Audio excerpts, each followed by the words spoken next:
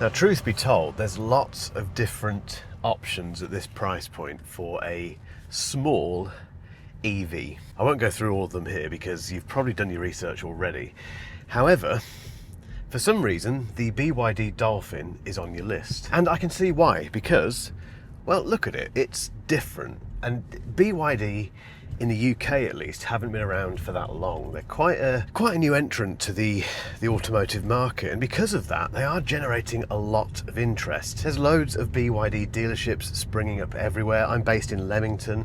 We've got one there. It's just appeared out of nowhere, basically, and whenever I have a BYD press car like this one, people are interested. Now, this won't be a standard review because I don't do that. I just tend to waffle on about cars, but I'm basing this video on the fact that you've been doing quite a bit of research already. You've watched all the car wow reviews and all that sort of stuff, and you just need a bit more of an insight into what this is like to live with every day. So this is the BYD Dolphin Design. There are different models in this range. We'll put the list of them down below with the pricing as well. Let's just go through the key things. The looks, they're an acquired taste. Like I say, BYD is known for making interesting cars. I think that's fair to say, compared to your Teslas and all that sort of stuff. Again, I often use my girlfriend as a test for this. That sounds horrendous, doesn't it? But she gives me very quick opinions on these sort of things, and as soon as she saw the Dolphin, she said, oh dear, don't like that. I mean, that doesn't mean that you won't like it at all. Let me know in the comments what you think, actually. But yeah, I'm not that keen on the looks of it personally. It doesn't look too bad from the back, but overall it's a kind of little squatty little thing which has a degree of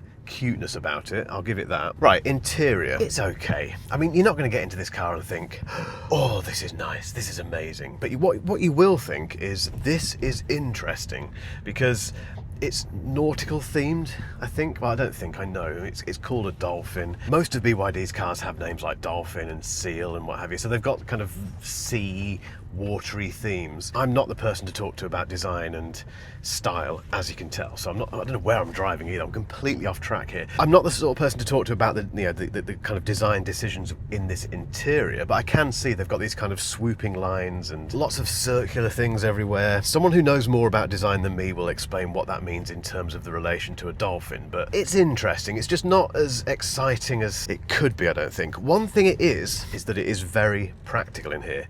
The armrest doesn't open. That's the only annoying thing for me. However, there are lots and lots of little spaces and nooks and crannies and things that you can put stuff on. So for instance, we have a little shelf here that you can put your phone on. We have a Qi 2, is it Qi 2? Well, it's a Qi charger, whatever it is. It's a so it's a phone charger there that you can pop your phone on and keep nice and topped up. Another little stowage area down here with a little thing that you pull across to hide whatever it is that you put in there. Space under here, which is becoming very, very common in most cars these days. Door pockets are okay. I mean, you'll get a small water bottle in there, but there's lots of little nooks and crannies. You know, in fact, the glove compartment's a pretty good size as well. The seats are comfortable.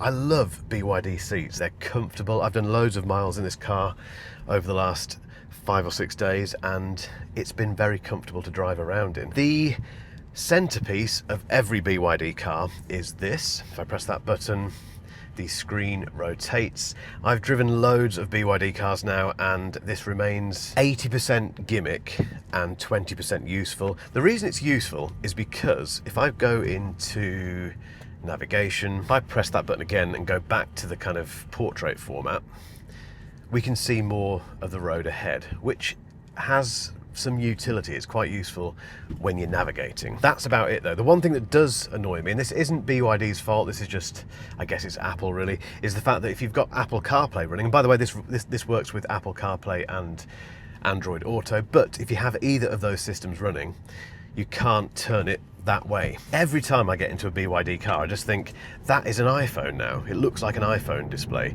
Give me my normal iPhone. It's unfair because BYD can't do that. Apple don't allow BYD to do that. There's quite a lot of space in here for a small car.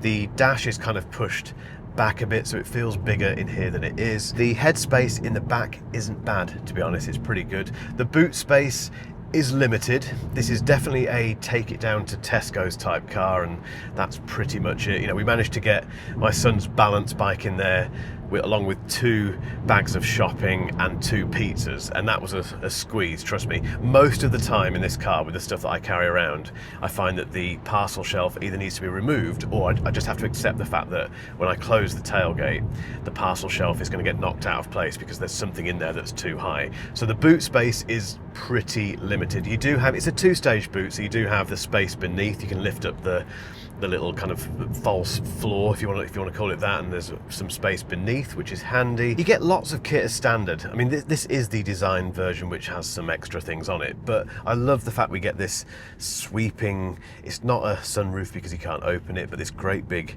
what are they called? It's early in the morning when I'm filming this, by the way. I love this, basically. It's just, it lets lots of light into the cabin, and that brings me to performance, which is fine. You know, it does 0 to 60 in about 7 seconds, I think, and it can do this. That was on a private road, by the way. You're not going to win any land speed records in this. You're not going to really enjoy taking it around B roads because it's not that sort of car, and it's not designed for people who want that sort of performance. People don't buy a Dolphin to really enjoy the driving experience on a B road. That's not what it's about. However, I always say this in my EV reviews, that if this is your first EV, you will be surprised by just how performant it is. Because if we think back 2 or 3 years to what you would have bought instead of this in a petrol version or a diesel version, dare I say it, the difference between how this goes compared to, let's say, a 1.4 Fiesta, for instance, is unbelievable. They're really quick in that respect. It's not quick compared to a BMW iX1, you know, M Sport Edition, or a Tesla Model 3, for instance, but compared to what you would have bought 2 or 3 years ago, this is a quick car. It does struggle to put the power down sometimes. We have very small wheels on this, obviously, and because of that, you get quite a bit of torque steer if you really gun it. If you're not sure what torque steer is, it's basically when you put your foot down and the car doesn't remain in a straight line. It kind of wiggles from left to right as it tries to put that power down onto the tarmac. The people who buy this, and this is, don't mean this in a derogatory way at all, but the people who buy this car won't be thinking about torque steer, and they won't be thinking about putting their foot down a lot. You know, they'll use the power that this thing has to overtake people occasionally and just to get from A to B fairly swiftly. There's 3 modes: Eco, Normal and Sport, and Sport just gives you a bit more rapid acceleration. It's as simple as that. In terms of driving, the one thing that does annoy me, and this isn't BYD specific, this is part of driving modern cars, is all of the nannying. It's all the bings and bongs. And I probably sound like a bit of a broken record about this because I mention it in every single review, but it's an unavoidable aspect of owning a new car, that there are so many noises these things make to remind you that you're speeding 1 mile an hour over the limit, for instance, that you need to stay within the white lines, that there's a traffic light coming up, that the speed has changed, that the speed limit has changed in the area that you've just gone into. It's just insane how many things can bing and bong at you just in a 5-minute drive. And the irony of this, and why I get so het up about it, is that it kind of puts you off driving. And on BYDs, the screen displays briefly what the bing or the bong meant, but you don't always catch what it says, which means you then have to wait for it to come up again. And again, it's not BYD's fault, it's just really annoying. You can turn most of those things off, but most of them are also on by default. So as soon as you turn the car off and back on again, they reset. The other thing that I don't like about this car is that display in front of me. I like this. This is great. You know, okay, that is gimmicky, but who cares? It's interesting, it's fun. That isn't though. That is full of numbers and symbols and things. It looks like they've just kind of literally thrown everything onto that screen in front of me. However, these are all niggles, and I'm yet to drive a BYD car that isn't ultimately impressive for the price, and the Dolphin is no different. The question is this car for you? And I can't really answer that, obviously, because you're you and I'm me. I wouldn't buy this car personally. You know, I'm a family man. I'm also a petrol head, and someone's just pulled out at me. Brilliant. You didn't beep then, did you? I'm a family man. You know, I've got a Range Rover Sport, so that kind of illustrates the type of car that and maybe the type of person I am, who knows. I wouldn't buy this car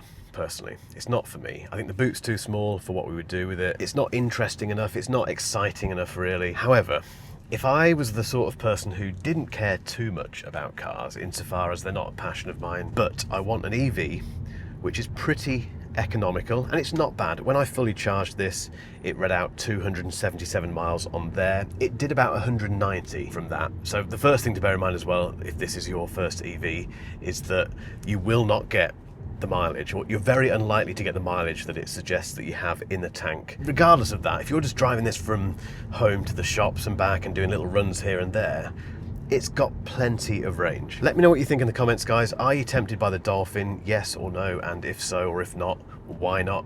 Get involved. And if you haven't subscribed to The Next Drive yet, make sure you do. We have loads of very exciting reviews on the way. Catch you in the next one. Cheers.